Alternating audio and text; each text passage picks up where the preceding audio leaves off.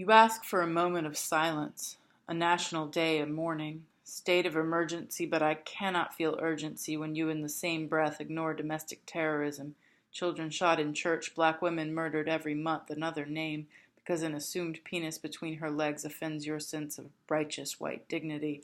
Fuck your silence when agents of your authority daily harass a helpless citizenry claiming justice.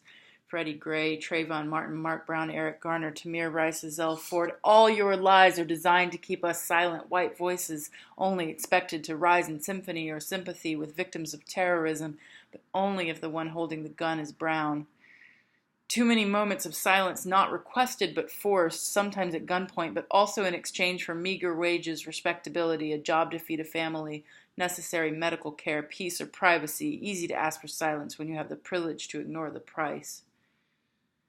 I cannot acquiesce to complacency complicit in your expectations that a woman invited to a White House reception supposedly celebrating queer lives and bodies keep her body stiff and choke down in her throat the need to call to light, to call to voice the voiceless trans women, her sisters, dying of silence and state-condoned terrorism in detention centers all across this so-called great land. So fuck you, Mr. President. This is not your house, not your White House that brown and black bodies and votes, sacrifices bought, and fuck every gay white supporter who clapped for your words, and fuck me too sometimes.